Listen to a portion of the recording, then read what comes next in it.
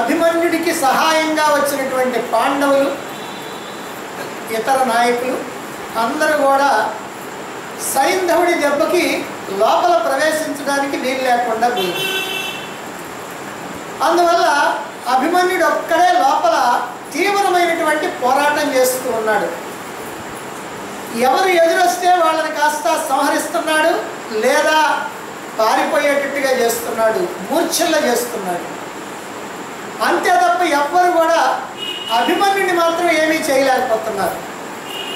అలా వెళుతూ ఉంటే కర్ణుడు తీవ్రమైనటువంటి దెబ్బ తిన్నాడు అభిమన్యుడి చేతులు. అతడి శరీరం అంతా కూడా ఎక్కడా ఖాళీ లేకుండా అన్నీ గాయాలి. ఆ ప్రకారంగా కర్ణుడు తీవ్రమైనటువంటి దెబ్బతిని ద్రోణాచార్యుడి దగ్గరికి వచ్చాడు. ఆచార్య, చూశారు కదా అభిమన్యుడి యొక్క పరాక్రమం ఏమిటో. మిమ్మల్ని కూడా అతడు ఎదుటి నిలవలేకుండా చేయగలిగాడు. నేనేమో యుద్ధరంగంలో నిలిచేటువంటి పరిస్థితి ఇప్పుడు లేదు. నిజంగా నేను ఇప్పుడు శిబిరానికి వెళ్ళి విశ్రాంతి తీసుకోవాల్సినటువంటి సమయం. నా శరీరం అంతా శిథిలమైపోయింది. అతడి బాణానికి నా వక్షస్థలం చీలిపోయి మూర్ఛపోయారు. శరీరం అంతా కూడా బాణాలతోటి మొత్తం కూడా శిథిలం చేసి పారేశాడు. ఇప్పుడు దుర్యోధనుడి కోసమని నేను యుద్ధరంగంలో నిలిచి ఉన్నానే కానీ నిజంగా ఇది నిలిచి ఉండాల్సినటువంటి సమయం కాదు. కనుక ఏదో ఒక ఉపాయంతో అభిమన్యుడిని వధిస్తే తప్ప మన సేన బ్రతకదు. దానికి ఉపాయం ఏదో మీరే చెప్పాలి. పైగా మనం అందరూ అతడి చేతిలో చావకముందే మనం అతన్ని చంపేటువంటి ఉపాయం ఏమిటో చూడాలి అన్నాడు కర్ణుడు. అప్పుడు ద్రోణాచార్యుడు యుద్ధనీతికి వ్యతిరేకంగా యుద్ధ ధర్మాన్ని దాటి ఎలాగైనా సరే అభిమన్యుడిని చంపాలనేటువంటి ఉద్దేశంతో అభిమన్యుడిని చంపితే తప్ప పాండవ సేనలో ఉన్నటువంటి ఒక మహావీరుడిని నేను ఈరోజు సంహరిస్తానని దుర్యోధనుడికి ఇచ్చినటువంటి మాట నిలుపుకోవటం జరుగుతుంది కనుక ఎలాగైనా సరే అభిమన్యుడిని చంపేసేయాలనుకున్నాడు. అలా అనుకోవటంతో అతడి చరిత్ర మీద ఒక పెద్ద మచ్చ తెచ్చుకున్నాడు. ఏం చెప్పాడు? అయ్యా, ధనుస్సు చేతిలో ఉండగా అభిమన్యుడిని జయించడం ఎవరికీ సాధ్యం కాదు. దేవదానవులందరూ ఎత్తి వచ్చినా సరే ధనుస్సు చేతిలో ఉన్నంతకాలం కూడా అభిమన్యుడిని ఎవరేం చేయలేరు. కాబట్టి దానికి ఒక్కటే ఉపాయం. మనం 6 మహారథులం కూడా అతడి చుట్టూ చేరి ఒకే ఒక్కసారి అతడి యొక్క ధనుస్సును విరగొట్టాలి, అల్లెత్రాటును తెంచేయాలి, గుర్రాలని చంపేసేయాలి, సారథిని చంపేసేయాలి, చక్రరక్షకులను చంపేసేయాలి, రథాన్ని భగ్నం చేయాలి, బాణాలు లేకుండా చేయాలి, మొత్తం ఏమీ లేకుండా మనిషి మాత్రమే మిగలాలి. అప్పుడు మాత్రమే అతన్ని సంహరించడానికి సాధ్యమవుతుంది. ఇప్పుడు ముందుగా అతడి చేతిలో ఉన్నటువంటి ధనుస్సుని తెంచాలి. ఆ ధనుస్సుని కనుక విరగొట్టకపోతే ఎవ్వరు కూడా అతన్ని ఏమీ చేయలేరు. అది చెయ్యాలి అని అంటే ఎదురుగా ఉండి అతడి ధనుస్సుని విరగొట్టడానికి వీల్లేదు. ఎదురుగా ఉన్నవాడు అయిపోతాడు. అందుకని చెప్పి వెనక నుంచి కొట్టాలి. నువ్వు చేయగలిగితే నువ్వు చెయ్యి అన్నాడు. అంటే ప్లాన్ అయితే చెప్పాడు, మరీ ఘోరమైనటువంటి అన్యాయం మాత్రం నువ్వు చెయ్యి అన్నాడు. ఎందుకంటే అతనికి అలవాటే కాబట్టి. సరే అలాగేనని చెప్పి వచ్చాడు కర్ణుడు. ద్రోణుడి యొక్క మాట విని కర్ణుడు మళ్ళీ యుద్ధరంగంలోకి వచ్చాడు. అభిమన్యుడు ఎదురుగా వచ్చి పోరాడుతున్నట్లుగా నటిస్తూ అతడి దెబ్బకి తాళలేక భయపడుతున్నట్లుగా వెనక్కి పోయి ఇక అతను వెనక్కి పోయాడు అనుకొని మళ్ళీ అతని మీదకి ఎవరైతే వచ్చారో వాళ్ళతో యుద్ధం చేస్తున్నాడు అభిమన్యుడు. కర్ణుడు మాత్రం చిన్నగా అలా అలా అలా అలా వచ్చి వెనక్కి వచ్చాడు. అంటే అభిమన్యుడు ముందు యుద్ధం చేస్తుంటే పూర్తిగా వెనక్కి వచ్చేసాడు. అలా వెనక్కి వచ్చి ఆ అభిమన్యుడి యొక్క ఆ ధనుస్సుని, ఆ అల్లెత్రాటిని ఒకే ఒక్క బాణంతో కొట్టేశాడు. ధనుస్సుని ఖండించాడు. అదే సమయంలో అంటే ముందుగానే అందరూ ఒక్క మాట అనుకున్నారు కనుక ఒకళ్ళ తర్వాత ఒకళ్ళు కాదు, కాదు, చెప్పటం మాత్రం ఒకళ్ళ తర్వాత ఒకళ్ళని చెప్పాలి, కానీ చేసింది మాత్రం ఒకే ఒక్కసారి. అతడు ధనుస్సు వెనక్కొట్టే సమయంలోనే కృతవర్మ అతడి గుర్రాలను సంహరించాడు. ఆయన ఒక పక్కన ఉన్నాడు, ఆయన ముందోళ్ళ పాపం ఒక పక్కన ఉన్నాడు, ఆయన గుర్రాలను సంహరించాడు. కృపాచార్యుడేమో అదే సమయంలో పార్శ్వరక్షకుల్ని అంటే చక్రరక్షకుల్ని సంహరించాడు. అంటే రథానికి చక్రరక్షకులు ఉంటారు, అటు ఇటు కుడి ఎడమ, వాళ్ళని సంహరించాడు. అశ్వత్థామేమో సారథిని చంపేశాడు. ధనుస్సు విరిగిపోయింది, రథం భగ్నం అయిపోయింది, సారథి చనిపోయాడు, గుర్రాలు చనిపోయి. ఇప్పుడు అభిమన్యుడు కత్తి డాలు తీసుకున్నాడు. కత్తి డాలు తీసుకొని ఆకాశంలోకి ఎగిరాడు. ఈ విషయాన్ని కరెక్ట్గా తెలుసుకోవాలి. నేను ఏమీ చెప్పకపోతే ఆకాశానికి ఎగిరాడంటే ఏదో కొంత ఎత్తు ఎగిరామని దూకాడేమో అనుకుంటాడు. అట్లా కాదు, మనకి సినిమాల్లో చూపిస్తుంటారే అంత ఎత్తు, ఎంత ఎత్తుకైనా ఎగురుతారు ఆకాశం. అదిగో ఆ ప్రకారంగా ఆకాశానికి ఎగరతారు. సినిమాల్లో ఎట్లా ఎగిరారంటే అదేముంది, ఆ టెక్నిక్ మనకు తెలుసు. కానీ ఇక్కడ ఎట్లా ఎగిరాడు నిజంగా అంటే ఇది కూడా ఒక విద్య. ఈ విద్యల గురించి కూడా మనం ముందు తెలుసుకోవాలి. దీన్ని ఏమంటారంటే కౌశికాది గతి విశేషం అని అంటారు. కౌశికాది గతి విశేషం అంటే అలా ఎగరటం అనేటువంటి దాన్ని కొన్ని సంవత్సరాల పాటు ప్రాక్టీస్ చేస్తారు. అలా ప్రాక్టీస్ చేసి అలా ఎక్కువగా ఎక్కువగా ఎక్కువగా ఎగరటం మొదలు పెడతారు. ఆ తర్వాత మరొక విద్య ఉంది. ఆ ఎగిరిన తర్వాత ఆకాశంలో ఒక చోట నిలవకుండా అలా అలా అటు ఇటు కూడా చరించడం. అంటే అభిమన్యుడు ఇప్పుడు అట్లా పైకి ఎగిరి ఆ ఎగిరిన తర్వాత చుట్టూ చరిస్తూ ఉన్నాడు. చేతిలో కత్తి డాలు ఉన్నాయి. ఎందుకంటే ధనుసు లేదు, బాణాలు లేవు, రథం లేదు, సారథి లేడు, గుర్రాలు లేవు, చక్రరక్షకులు లేరు. ఒంటరి వాడైపోయాడు. ఒంటరి వాడైపోయినా సరే ఏమాత్రం కూడా భయపడకుండా కత్తి డాలు తీసుకొని ఆకాశంలోకి ఎగిరి అలా ఆకాశంలోకి ఎగిరి చరిస్తూ ఉంటే ఈ కింద ఉన్నటువంటి వీరులంతా వీడు ఎవరి మీద పడతాడో అని చెప్పి అందరూ కూడా యుద్ధం అన్నట్టు పైకి చూస్తూ ఉన్నారు. అంటే వాడు ఎవరి మీద పడతాడో తప్పించుకోవాలని చెప్పి వీళ్ళందరూ కూడా చూస్తూ ఉన్నారు. సరే వాళ్ళు అలా చూస్తూ ఉన్నారు. అభిమన్యుడేమో గర్భవంతుడిలాగా ఆకాశంలోకి ఎగిరి వేగంగా చరిస్తూ ఉంటే వాడు ఖడ్గం, చేతిలో కత్తి ఉంది, డాలుంది. ఈ కత్తి తీసుకొని ఎవడి మీద పడతాడో, ఎవడి తలకాయ నరుకుతాడో అని భయంతో వీళ్ళు కూడా కింద చుట్టూరు తిరుగుతున్నారు వాడిని తప్పించుకోవటం కోసం. వాడు అట్లా పోతేనేమో వీళ్ళు ఇట్లా వస్తున్నారు, వాడు ఇట్లా వస్తేనేమో వీళ్ళు అట్లా పోతున్నారు. ఆ ప్రకారంగా అలా వీళ్ళు కూడా సంచరిస్తూ ఉన్నారు. సరే శత్రువులందరూ కూడా మహారథులతో సహా, ఏది మహామహావీరులైనటువంటి వారి మహారథులు, అతిరథ శ్రేష్ఠులు, రథయోధ పయోధకులు వీళ్లతో సహా, ఎందుకంటే ద్రోణాచార్యుడు రథయోధ పయోధకుడు కాబట్టి ఇలాంటి వాళ్ళతో సహా అందరూ కూడా భయంతో అలా తిరుగుతూ ఉన్నారు. అలా తిరుగుతూ ఉండి వ్యధ చెందుతూ ఉన్నారు. అదే సమయంలో అంటే ఇది జరుగుతూ ఉంది. ద్రోణాచార్యుడు ఏం చేశాడంటే, ఎందుకంటే పాపంలో ఈయన కూడా కాస్త బాగా పంచుకోవాలి, వాళ్ళందరినీ పాపాత్ములు చేసి నిరుకోకూడదు కదా, ఈయన పాపంలో బాగా పంచుకోవాలి. కాబట్టి ద్రోణాచార్యుడు ఒక క్షురప్రాన్ని ప్రయోగించి అభిమన్యుడి పిడికిల్లో ఉన్నటువంటి ఖడ్గాన్ని ఖండించాడు. వెంటనే కర్ణుడు అదే సమయంలో పదునైనటువంటి బాణంతో అతడి చేతిలో ఉన్నటువంటి డాలుని ముక్కలు ముక్కలు చేశాడు. డాలు అంటే అడ్డం పెట్టుకునేది, కత్తి అంటే నరికేసేది, డాలు అంటే ఎవరి దగ్గర బాణం వేసినా, ఎవరిని ఏదైనా విసిరినా ఇది అడ్డం పెట్టుకుంటాడు. అయితే ఇక్కడ మనకు సందేహం రావచ్చు, నీకు వచ్చిందో రాలేదో కానీ నాకు వచ్చింది, అందుకని చెప్తాను.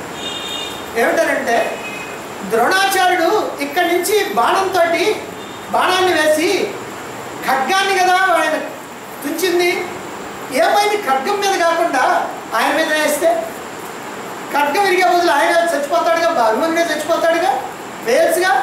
మరి ఎందుకు వేయలేదు? ఆ మాత్రం తెలియలేవాడు కాదు ద్రోణాచార్యుడు. ఎందుకనంటే అభిమన్యుడి మీద కనుక బాణం వేస్తే డాల్ అడ్డం పెడతాడు, కత్తి కదా చేతిలో ఉంటేనో కత్తితోటి ఎవరినో పడతాడు. అందుకని ముందు కత్తి పోయి వెంటనే కర్ణుడు డాలు కొట్టాడు. మరి కర్ణుడు కూడా డాలు పడతాం ఎందుకు? ఆయనే పట్టొచ్చుగా. అప్పుడు ఆ డాల్ చేతిలో ఉంది అడ్డం పెట్టాడు. అందుకని కత్తి డాలు రెండు కనుక పోయినాయి అనుకో, ఇంకా ఆయన ఆకాశంలో ఏం చేస్తాడు? ఈ డాన్స్ చేసుకోవాల్సింది. ఎవరినేం చేయలేడు. కాకపోతే ఎవరి మీద పడతాడు మనిషి వచ్చి. ఆ మాత్రం సహించగలిగినటువంటి వాళ్ళు వీరులందరూ కూడా. ఆ ప్రకారంగా కత్తి డాలు రెండు కూడా విరగొట్టేశాడు.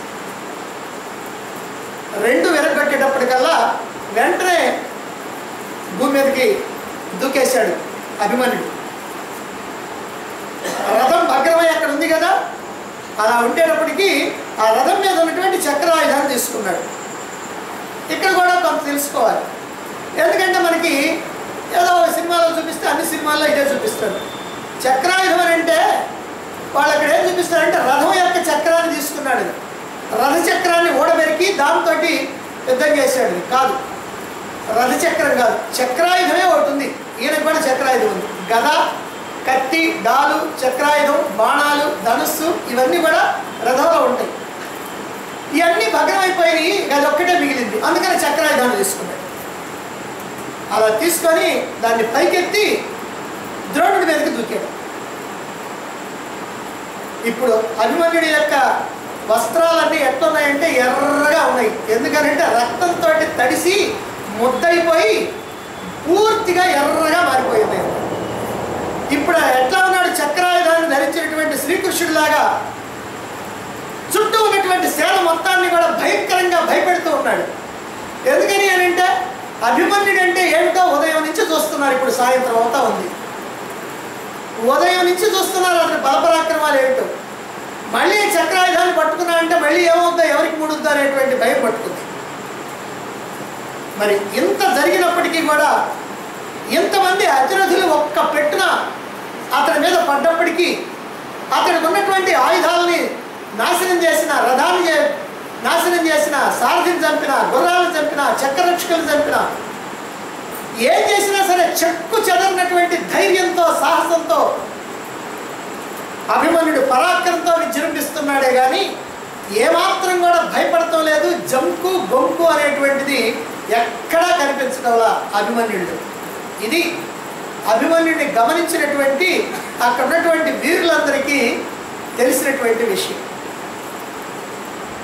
గాలికి ఎగిరేటువంటి కేశాలు, ఎందుకంటే కిరీటం ఎప్పుడు పోయింది, ఉన్నటువంటి కేశాలన్నీ కూడా గాలికి ఎగురుతూ ఉన్నాయి. రక్తంతో తడిసిపోయి ఎర్రగా మారిపోయినటువంటి వస్త్రాలు, ఛిద్రమైపోయినటువంటి శరీరం, ఎత్తినటువంటి చక్రాయుధం కలిగినటువంటి అభిమన్యుడు. అతని యొక్క శరీరం ఎప్పుడు ఎలా ఉందంటే ఎవ్వరు కూడా చూడలేనట్లుగా ఉందట. మహాభారతంలో వర్ణిస్తారు. దేవతలు కూడా అప్పుడు ఆ అభిమన్యుడిని చూడలేకపోతున్నారట. అంటే అటువంటి దయనీయమైనటువంటి స్థితిలో, అటువంటి బాధాకరమైనటువంటి స్థితిలో ఉన్నాడు అభిమన్యుడు. సరే, ఆ సమయంలో ఈ చుట్టూ చేరినటువంటి మహారాజులు ఉన్నారు కదా, వాళ్ళు ఆ చక్రాయుధాన్ని ఖండించేశారు. ముక్కలు చేశారు. అందరు కలిసి ముక్కలు చేశారు. ఇప్పుడు అభిమన్యుడికి రథం లేదు, సారథి లేడు, గుర్రాలు లేవు, చక్రరక్షకులు లేరు, చేతిలో ధనుస్సు లేదు, బాణాలు లేవు, కత్తి డాలు లేదు, చివరికి చక్రాయుధం కూడా లేదు. ఇంకొకటి ఉంది. వెంటనే అభిమన్యుడు గద తీసుకున్నాడు. ఆ గదను తీసుకొని అశ్వత్థామను ఎదిరించాడు. వజ్రాయుధంలాగా వెలిగిపోతా ఉన్నటువంటి ఆ గదను చూచి అశ్వత్థామ అసలే కాస్త పిరికివాడేమో గుండెలు కాస్త దడదడదడలాడిపోయి మొగలి నుంచి 3 అడుగులు వెనక్కి జరిగాడు. ఎప్పుడైతే ఇతను వస్తున్నాడో గద తీసుకొని వస్తున్నాడు. గద అంటే విసిరేసే గద కాదు, చేత్తో పట్టుకొని ఎంతమందిని చంపాలి. అందుకని ఎప్పుడైతే అశ్వత్థామ మీదకి వచ్చాడో వెంటనే రథం యొక్క నొగలు ఉంటాయి, ఆ నొగల నుంచి 3 అడుగులు వెనక్కి పోయాడు. అప్పుడు అతను రథాశ్వాన్ని ఆ గదతోటి సంహరించేశాడు. అలాగే అశ్వత్థామ యొక్క చక్రరక్షకులు ఉన్నారు, వాళ్ళిద్దరిని చంపేశాడు. అప్పుడు బాణాలు గుచ్చుకున్నటువంటి అభిమన్యుడు ఎలా ఉన్నాడంటే ముళ్ళపందిలాగా ఉన్నాడు. సాధారణంగా ముళ్ళపందిని మీరు ఎప్పుడు చూసి ఉండరు. అంటే శరీరం అంతా ముళ్ళు ఉంటాయి, ఈయన శరీరం అంతా బాణాలు ఉన్నాయి. అప్పుడు భీష్ముడికి ఎట్లయితే ఉన్నాయో ఆ ప్రకారంగా శరీరం అంతా బాణాలే, అంటే ముళ్ళపందిలాగా కనిపిస్తూ ఉన్నాడు. అదే ఊపులో సుబలుని యొక్క కుమారుడైనటువంటి కాళికేయుడు ఉన్నాడు. అతను ఎదురొచ్చినప్పటికీ అతన్ని, అతని యొక్క అనుచరులు 7గురిని సంహరించాడు. ఆ తర్వాత 77 మంది గాంధారులు చంపేశాడు. ఆ వెంటనే 10 మంది వసాతీయులు చంపాడు. ఆ తర్వాత కేకయుల యొక్క 7 రథాలు భగ్నం చేశాడు. 10 ఏనుగులు చంపాడు. ఎప్పుడు ఎటువంటి స్థితిలో ఉన్నాడో చూడండి. ఎటువంటి స్థితిలో ఉండి ఇంతమందిని ఒక్కసారి చుట్టూ రథులంతా మహారథులంతా ఉంటే అలా చంపేసి అప్పుడు దుశ్శాసన పుత్రుడు వచ్చాడు గద తీసుకొని. ఇది రెండోసారి. ఇంతకుముందు నేను చెప్తున్నాం, దుశ్శాసన పుత్రుడితో కొద్దిసేపు యుద్ధం జరిగింది, అతడు నిలవలేక వెళ్ళిపోయాడు. ఇప్పుడు వచ్చాడు. కారణం ఏంటంటే ఇతడేమో పూర్తిగా అలసిపోయి ఉన్నాడు, అతడేమో ఫ్రెష్ క్యాండిడేట్, ఏం లేకుండా హాయిగా ఉన్నటువంటి వాడు ఇప్పుడు దాన్ని. అందుకని అప్పుడు దుశ్శాసన పుత్రుడు గద తీసుకొని వచ్చాడు. ఇద్దరికి తీవ్రమైనటువంటి గదా యుద్ధం జరిగింది. అయితే దుశ్శాసన పుత్రుడు రావడంతో, రథం మీద రావడంతో అతడి యొక్క గుర్రాలను సంహరించాడు, రథాన్ని ధ్వంసం చేశాడు.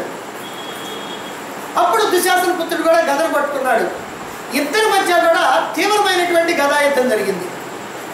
చివరికి ఇద్దరు కూడా గదల యొక్క మొనలతో కొట్టుకొని, గదల యొక్క మొనలంటే గద ఇంత లావుగా ఉంటుంది, దానికి మొన ఉంటుంది ముందు, అదిగో ఆ మొనతోటి కొట్టుకొని ఒకరినొకరు పొడుచుకొని ఇద్దరు నేలగలేరు.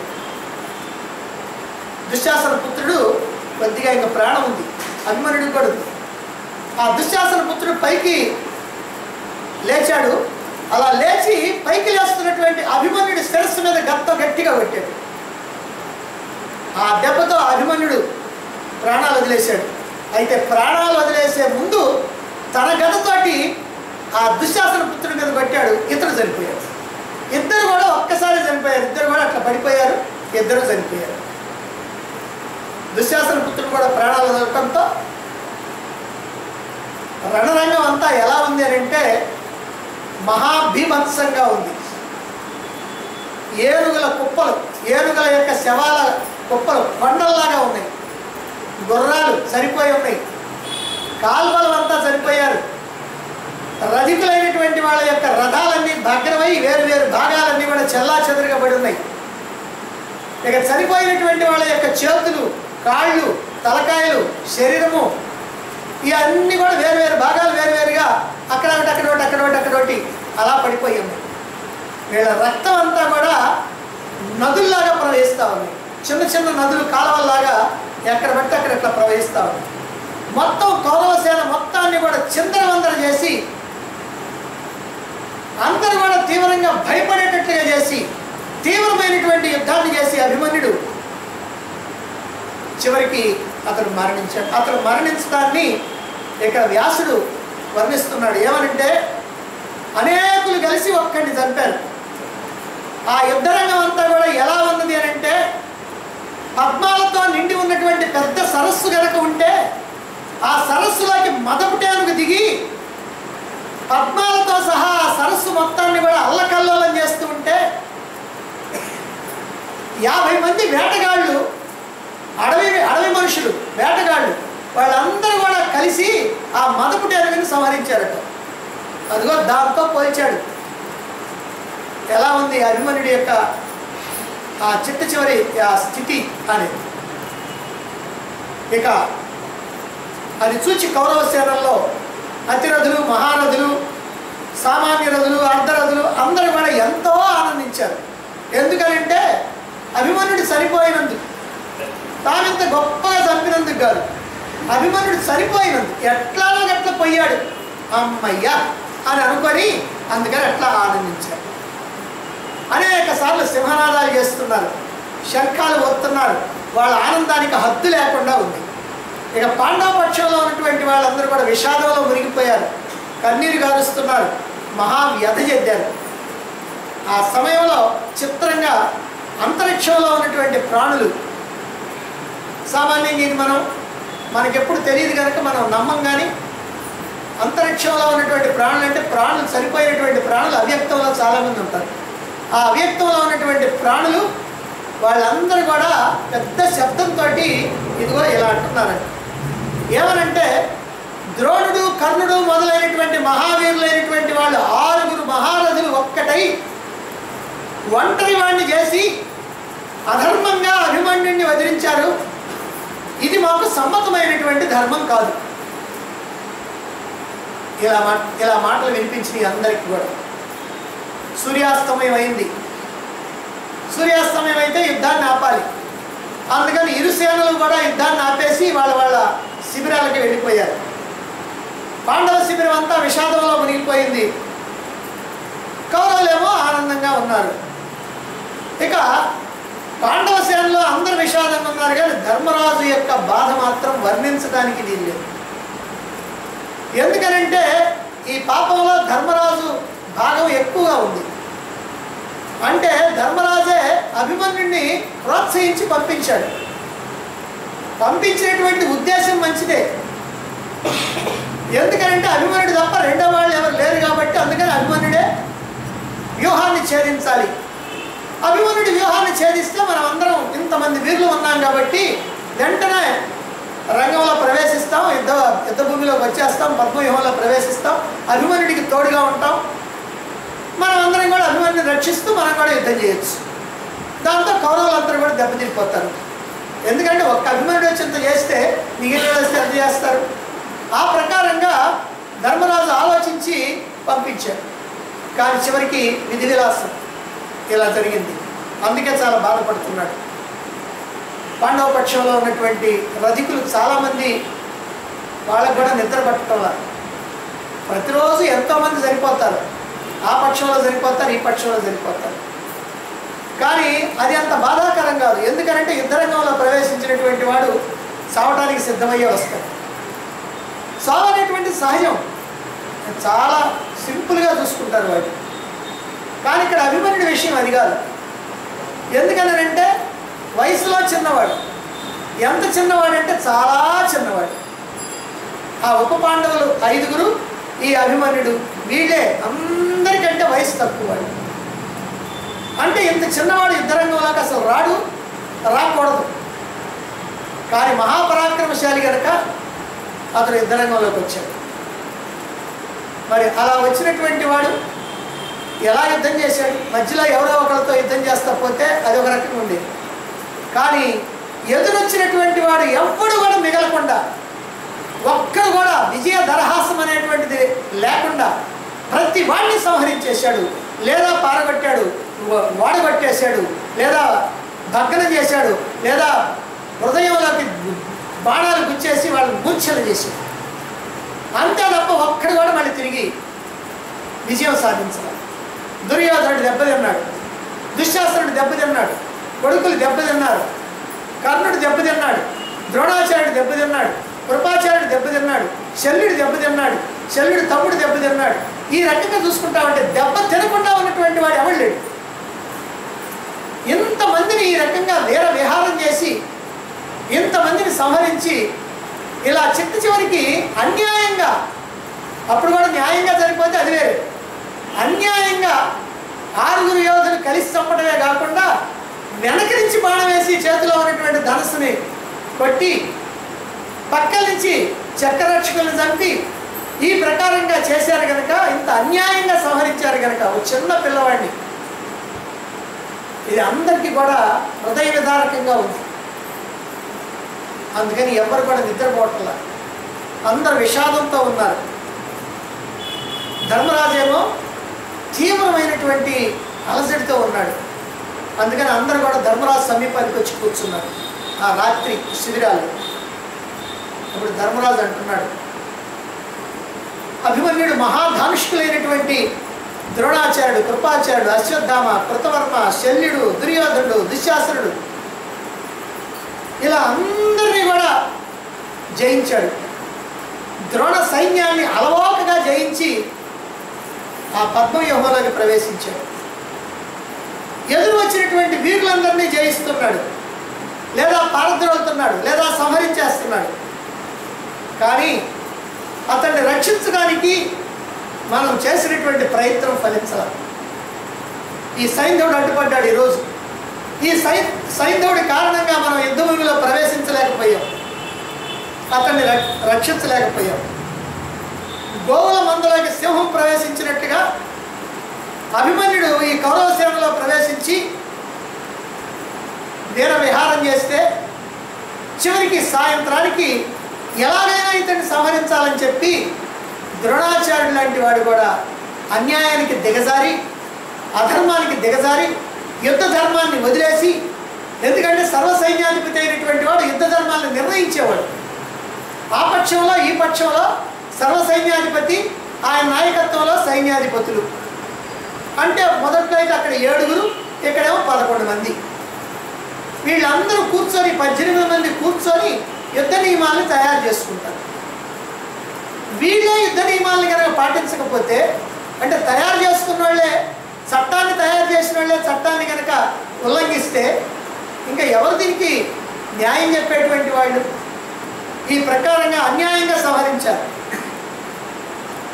మరి ఇప్పుడు అభిమన్యుడు ఇలా చనిపోయిన తర్వాత, అది కూడా నా కారణంగా చనిపోయిన తర్వాత, ఇప్పుడు నేను అర్జునుడి యొక్క ముఖం ఎట్లా చూచేది? అర్జునుడికి కృష్ణుడికి ఏమని సమాధానం చెప్పేది? అటు శిబిరాలం కనుక వెళితే నేను సుభద్ర ముఖం నేను ఎట్లా చూడాలి? ఆ సుభద్రికి ఒక్కగానొక్క కుమారుడు, పసివాడు. ఇక ఆమె యొక్క బాధను నేను ఎట్లా ఓదార్చాలి అని చెప్పి విపరీతమైనటువంటి బాధపడిపోతా ఉన్నాడు. బాధపడి దీనికి అంతటికీ నేనే కారణం. జయాన్ని కోరి అభిమన్యుడిని మృత్యుముఖంలోకి నెట్టారు.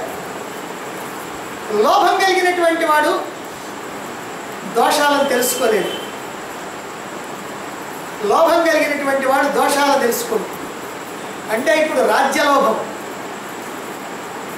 ఇప్పుడు మనకైతే ధనలోభం. ఈ లోభబుద్ధి కనుక ఉన్నట్లయితే, అంటే రాజ్యాన్ని సంపాదించాలని లేదా ధనాన్ని సంపాదించాలని, ఈ లోభబుద్ధి ఉన్నప్పుడు న్యాయమా అన్యాయమా అనేటువంటి ఆలోచన కూడా రాదు. అంతేకాదు, ఈ లోభబుద్ధి ఉన్నప్పుడు ఈ రాజ్య సంపాదన కోసం ఏమైనా చేద్దాం, ఎలాగైనా వెళదాం అనేటువంటి పరిస్థితి కూడా వస్తుంది. అందుకనే ఈ రాజ్య లోభంతో ఇంత భయంకరమైనటువంటి ఆపద ఉందని నేను ఊహించలేకపోయా. ఎంతసేపటికి కూడా నా ఆలోచన, అతడేమో ముందు దారి చేస్తే మనం లోపలికి వెళ్ళి ఆ దారి మొత్తాన్ని కూడా చిన్న విధం చేద్దాం అని అనుకున్నానే కానీ, మనం ఒకవేళ లోపలికి పోలేకపోతే ఎలా అనేటువంటి ఆలోచనే రాలా. ఇలా ఆలోచన రాకపోవటానికి కారణం ఏమిటి అని అంటే ఈ రాజ్యలోభం. ఎలాగైనా మన రాజ్యాన్ని మనం సంపాదించుకోవాలి. పైగా ఇతడు ఇంకా బాలుడు, యువకుడు కాదు, ఇతడు బాలుడు. యుద్ధాల్లో మహాప్రవీణుడు కూడా కాదు. ఎందుకంటే ఇంతకుముందు ఇతడు ఏ యుద్ధాలు చేసినటువంటి వాడు కాదు. ఇప్పుడు మిగిలినటువంటి వాళ్ళు అంటే అనేక యుద్ధాల్లో ఆరితేరినటువంటి వాడు, కొంతమంది 4-5 యుద్ధాల్లో పాల్గొన్నటువంటి వాడు. కానీ ఇతడు ఎప్పుడు కూడా ఏ యుద్ధంలో పాల్గొన్నటువంటి వాడు కాదు, బాలుడు. మరి యుద్ధంలో అనుభవం లేకపోయినప్పటికీ కూడా తీవ్రమైనటువంటి యుద్ధం చేశాడు. ఎవరు ఊహించడానికి వీల్లేనటువంటి యుద్ధం చేశాడు. ఇటు మనం ఊహించలేకపోయాం, అటు కౌరవులు కూడా ఊహించలేకపోయారు.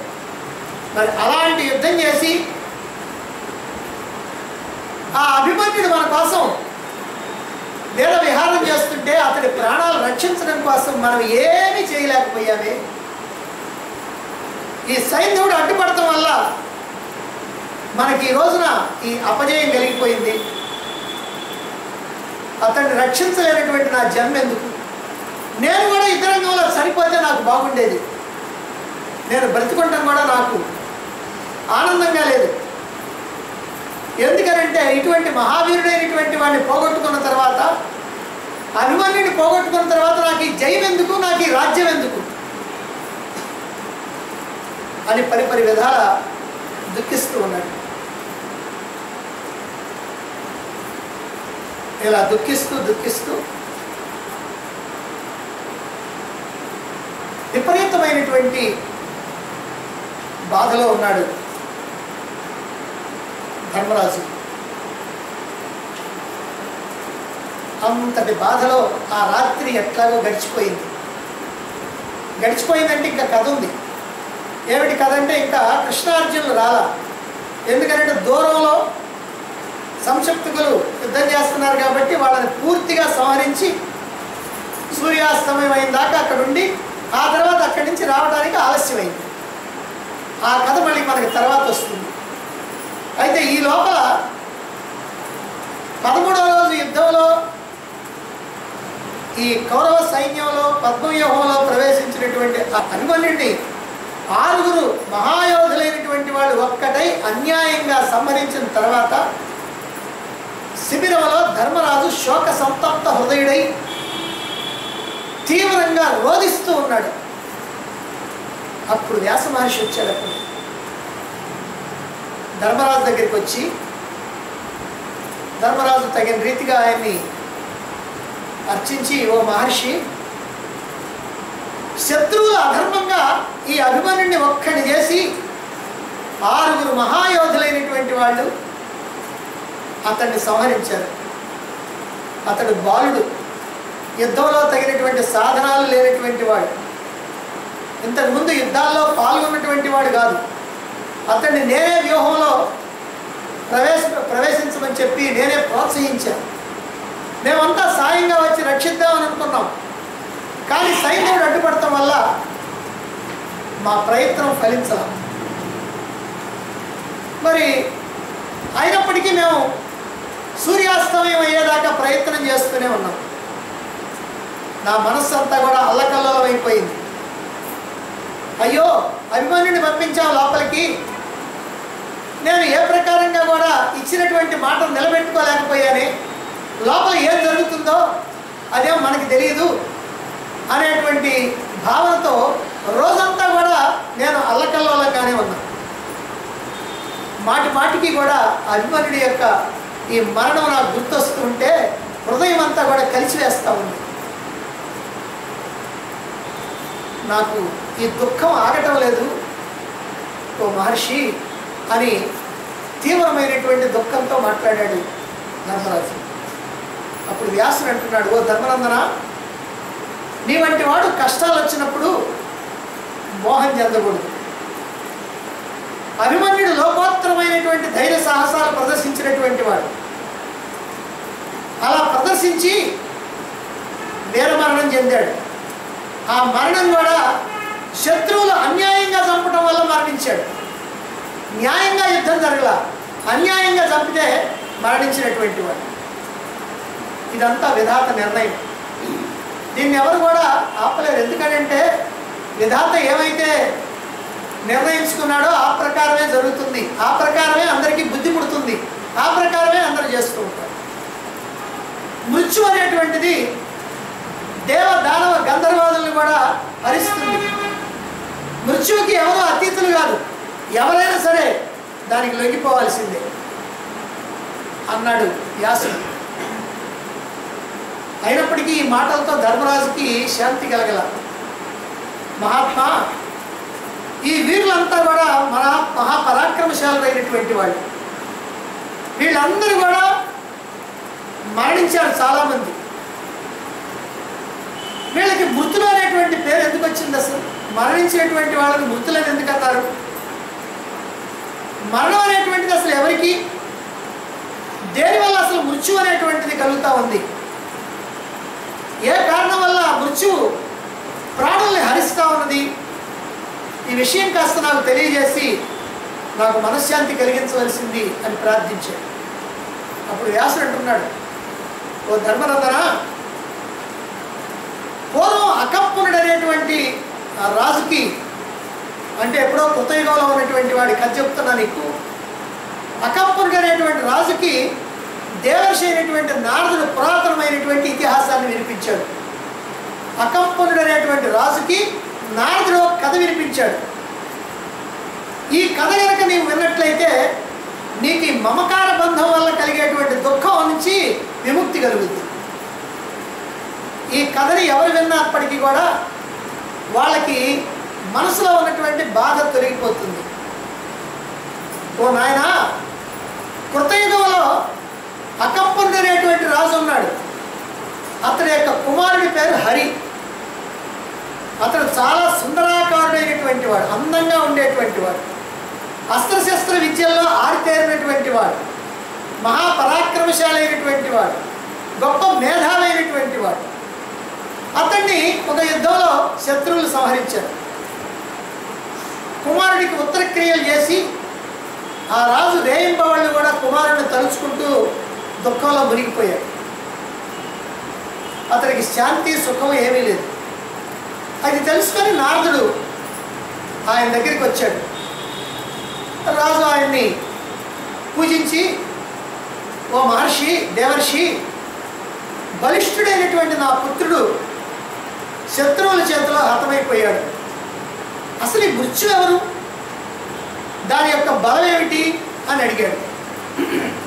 అలా అడిగితే నారదుడు చెబుతున్నాడు, ఓ రాజా, సృష్టి ప్రారంభంలో బ్రహ్మదేవుడికి యొక్క పని ఏమిటంటే ప్రజలను సృష్టించడం కనుక సృష్టి చేయటం మొదలుపెట్టాడు. సృష్టి అయితే చేస్తున్నాడు ఆయన, కానీ సంహారం లేదు.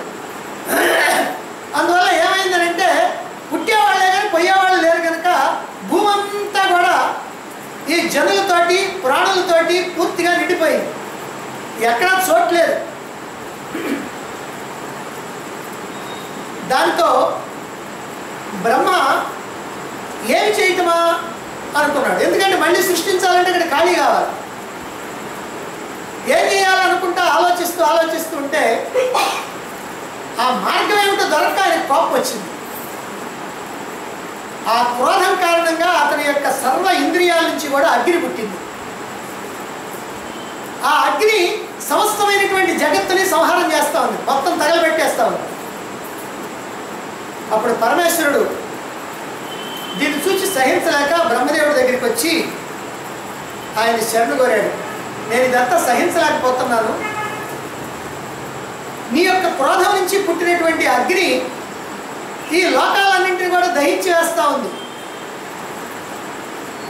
అని అంటే బ్రహ్మదేవుడు అన్నాడు, సరే మహేశ్వర, ఏమిటయ్యా నీ కోరిక అన్నాడు. ఏం కావాలి నీకు అన్నాడు. అప్పుడు శంకరుడు అన్నాడు బ్రహ్మతోటి, దేవా, నీవేమో సృష్టి చేశావు, నీ క్రోధాగ్ని ఏమో ఆ సృష్టిని అన్ని వైపులా దహించి వేస్తా ఉంది. కాబట్టి నువ్వు ప్రసన్నుడివిగా ఇలా దహించబట్టాన్ని నేను చూడలేకపోతా ఉంది. కారణం ఏమిటంటే భూదేవి ప్రజాభారంతో, అంటే పుట్టేవాళ్ళు పుడుతున్నారు, పోయేవాళ్ళు లేరు కనుక భూమి అంతా కూడా ఈ బరువుని మోయలేకపోతా ఉంది. అప్పుడు కృంగిపోతూ నా దగ్గరికి వచ్చి నన్ను ప్రార్థించింది. బ్రహ్మదేవుడు చెబుతున్నాడు, నాకు అప్పుడు ఏ ఉపాయం తోచలా. ఏ ఉపాయం తోచకపోతే కోపం వచ్చింది. అప్పుడప్పుడు మనకు కూడా అంతే, ఏం చేయాలో తెలియనప్పుడు అప్పుడప్పుడు కోపం కూడా వస్తుంది. ఆ కోపంతో ఈ అగ్ని పుట్టింది. ఆ అగ్ని ఏమో ఇట్లా సంహారం చేస్తూ ఉంది అన్నాడు. అప్పుడు ఈశ్వరుడు అంటున్నాడు, ఓ పితామహ, నువ్వు కోపాన్ని ఉపసంహరించు, ప్రాణుల్ని నాశనం చేయొద్దు, ప్రాణుల పట్ల దయ చూపించు అన్నాడు. ఆ రుద్రుడి యొక్క మాటలు విని బ్రహ్మదేవుడు తన యొక్క క్రోధాన్ని ఉపసంహరించుకున్నాడు. అంటే తనలోనే దాచుకున్నాడు, కోపాన్ని లోపలికి లాక్కున్నాడు. అప్పుడు లోకానికి ప్రవృత్తి ధర్మాన్ని, నివృత్తి ధర్మాన్ని, రెండు ధర్మాలని ఉపదేశం చేశాడు. ప్రవృత్తి ధర్మం అంటే కర్మకాండ, నివృత్తి ధర్మం అంటే జ్ఞానకాండ. అంటే ఎప్పుడు కూడా కర్మల్లో మునిగిపోయే వాళ్ళకి కర్మల్లో మునిగిపోతారు, తరించిపోవాలనుకున్నటువంటి వాళ్ళు జ్ఞాన మార్గంలోకి వస్తారు. అందుకని వాళ్ళకి జ్ఞానకాండ, ఈ రెండింటినీ కూడా ఉపదేశించాడు. అగ్నిని ఉపసంహరించుకున్నాడు కదా బ్రహ్మదేవుడు. అప్పుడేమో అతడి సర్వేంద్రియాల నుంచి ఒక స్త్రీ పుట్టింది. అంటే కోపం వచ్చినప్పుడేమో అప్పుడు సర్వేంద్రియాల నుంచి అగ్ని పుట్టింది. కోపాన్ని ఉపసంహరించుకున్నప్పుడు, శాంతంగా ఉన్నప్పుడు అప్పుడు సర్వేంద్రియాల నుంచి ఒక స్త్రీ పుట్టింది. అప్పుడు అగ్ని పుట్టింది, ఇప్పుడు స్త్రీ పుట్టింది. బ్రహ్మ ఆమెని పిలుస్తున్నాడు, ఓ మృత్యువు, ఓ మృత్యుదేవత అన్నాడు. అంటే ఆమెకు అప్పుడు పేరు పెట్టాడు మృత్యుదేవత అని. నీవు ఈ సమస్త లోకాలని సంహరించు. ఇప్పుడు అగ్ని ఆయన ఉపసంహరించుకున్నాడు కనుక ఈ లోకాలన్నింటినీ నువ్వు సంహరించు అన్నాడు. సరే, ఆ మృత్యుదేవత ఏడుస్తూ బ్రహ్మదేవుడితో అంది, దేవా, నీవు నన్ను సృజించావు, నీ చేత సృజించబడినటువంటి స్త్రీ ఈ లోకాన్ని సంహరించడం ఏమైనా న్యాయమా? ఇటువంటి క్రూర కర్మని నేను ఎట్లా చేయగలుగుతాను? ఎందుకంటే నువ్వేమో లోకాన్ని సృష్టించేవాడి కడుపును పుట్టిన నేను సంహారం ఎట్లా చేస్తాను? ఆహా, నాకు ఇష్టం లేదు. పుత్రుల్ని, భార్యల్ని, భర్తల్ని, తల్లిదండ్రుల్ని, సోదరుల్ని, మిత్రుల్ని ఇలా అందరినీ చంపుకుంటూ పోతే వాళ్ళందరూ కూడా నాకు కీడు కలగాలని శపిస్తారు. నా మీద కోపం వస్తుంది వాళ్ళకి. కాబట్టి ఏడ్చే వారి యొక్క కంటి నుండి పడేటువంటి కన్నీటి బిందువులకి నేను భయపడుతూ ఉన్నాను. ప్రాణధారులైనటువంటి వాళ్ళు అంటే ప్రాణంతో ఉన్నటువంటి వాళ్ళకి ఇష్టమైనటువంటి ప్రాణాలే, అన్నిటికంటే ఇష్టమైనవి ప్రాణం. వాళ్ళు ఏడుస్తూ ఉంటే వాళ్ళ ప్రాణాలు తీయటానికి నేను మాత్రం అశక్తురాలిని, ఆ అధర్మాన్ని నుంచి నన్ను రక్షించు అన్నది మృత్యుదేవత. అప్పుడు బ్రహ్మ, ఓ మృత్యుదేవత, నిన్ను నేను సృష్టించింది ఎందుకంటే ప్రజా సంహారం కోసమే సృష్టించాను.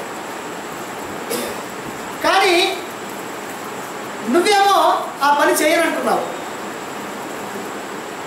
కానీ నువ్వు ప్రజా సంహారం చేసినా సరే నీకు మాత్రం లోక నింద అంటూ ఏమీ ఉండదు అన్నాడు. అంటే చేయమనే చెప్తున్నాడు.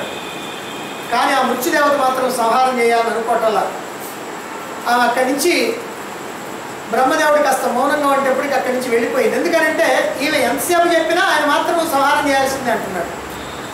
అక్కడి నుంచి వెళ్ళిపోయి దేవకాశ్రమానికి వెళ్ళి అక్కడ దీర్ఘకాలం తపస్సు చేసింది. ఆ తర్వాత నందానదికి వెళ్ళి ఆ నందానది నీటిలో ఆ జలంలో నిలబడి తపస్సు చేసింది. ఆ తర్వాత కౌశికీ నదికి వెళ్ళి ఆ జలంలో కాలి బొట్టన వేల మీద నిలబడి తపస్సు చేసింది. ఆ తర్వాత గంగానదీ జలాల్లో నిలబడి వాయుభక్షణ చేస్తూ అక్కడ తీవ్రమైనటువంటి తపస్సు చేసింది. తర్వాత హిమాలయాల్లోకి వెళ్ళి అక్కడ తపస్సు చేసింది.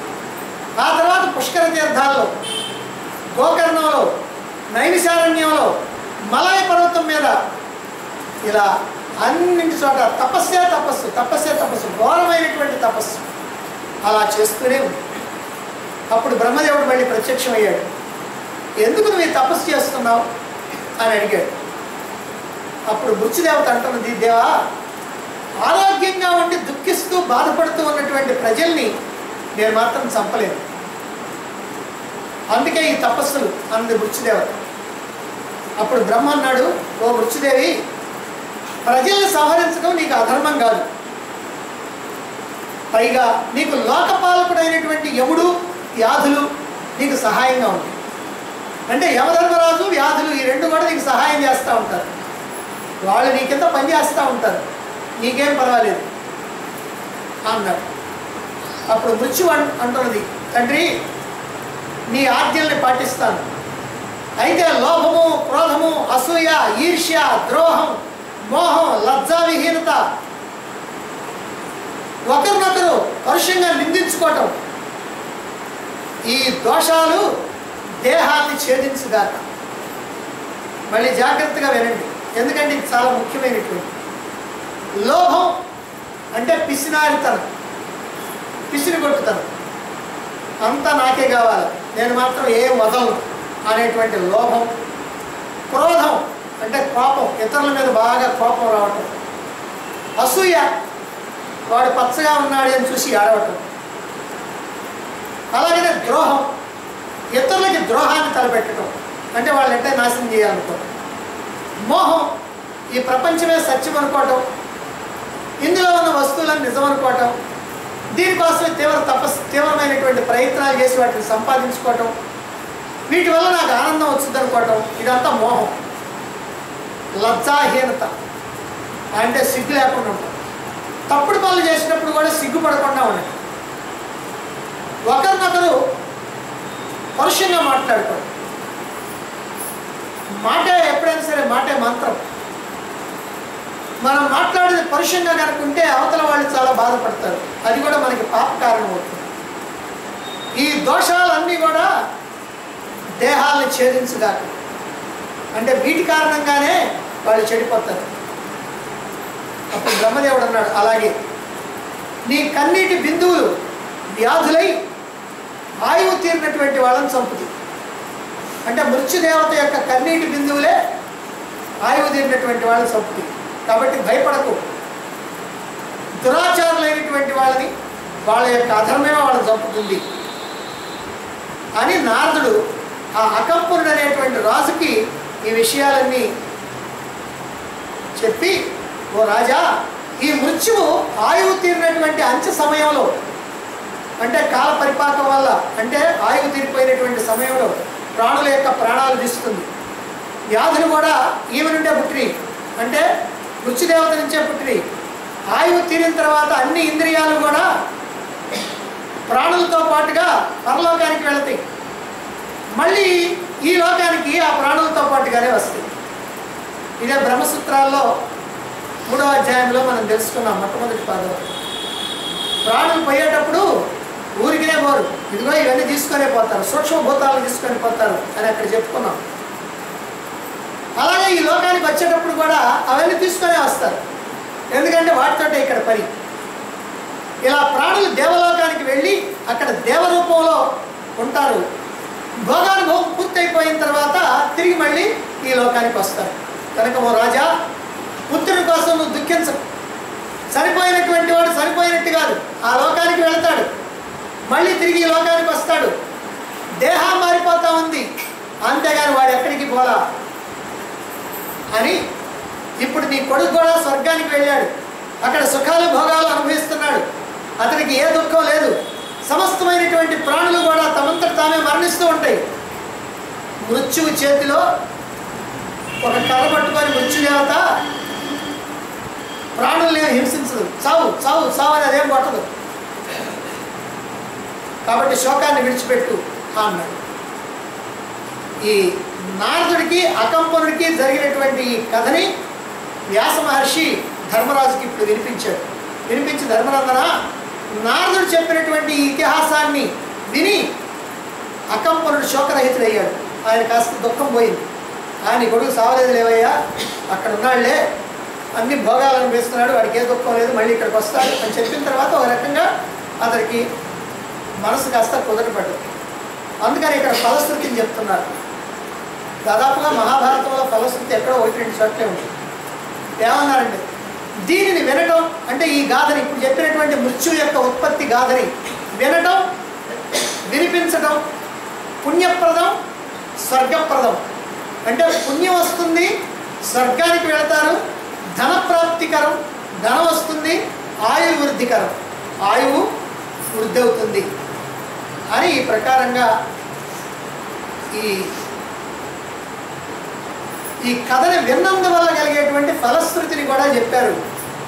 ఇప్పుడు ఆ తర్వాత మళ్ళీ వ్యాసుడికి ధర్మరాజుకి మధ్యలో జరిగినటువంటి సంభాషణ ఏమిటి?